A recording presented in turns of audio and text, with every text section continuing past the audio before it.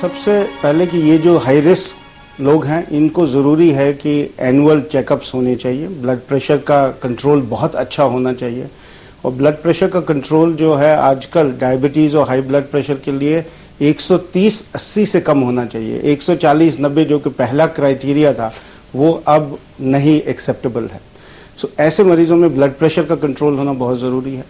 दूसरा, ऐसे पेशेंट्स में यूरिन में एल्ब्यूमिन आना, छोटी अमाउंट्स ऑफ एल्ब्यूमिन जिसको माइक्रो एल्ब्यूमिन कहते हैं, उसका टेस्ट ज़रूर करा लेना चाहिए।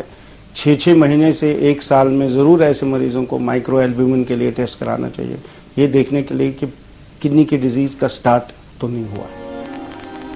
किडनी हमारे शरीर में अत्यधिक पानी को फिल्टर करने के साथ साथ बॉडी के टॉक्सिक एलिमेंट्स को भी एलिमिनेट करती है।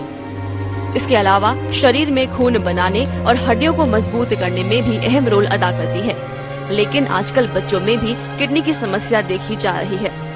बच्चों में अलग अलग कारण होते हैं। एक तो कुछ तो बनावटी कंजेनिटल प्रॉब्लम्स बोलते हैं, जिनको जो बनावटी नुक्स है, जैसे एक गुर्दे में बनावटी नुक्स आ गया है, बनावट में कमजोर है।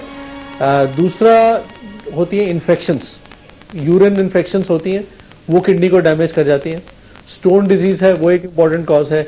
और तीसरा होती है ग्लोमेरुलोनेफ्राइटिस, एक बहुत बड़ा ग्रुप है जो शुरुआती तौर पे तो कई बार साइलेंट भी होती है, लेकिन कई बार वो बच्चा जैसे बड़ा होता है तो जाके गुर्दे की बीमारी, किडनी फेलियर तब होता है। लेकिन अगर हम इसको शुरुआत में ही पकड़ लें तो इसका उपचार हो जाएगा। और किडनी की कई डिजीजेज ऐसी होती है जिनका हम उपचार क्योर नहीं कर सकते, लेकिन एटलीस्ट किडनी की लाइफ बढ़ा सकते हैं। तो इसलिए उसका डायग्नोसिस अच्छा हो जाता है और ट्रीटमेंट भी बेटर रहता है।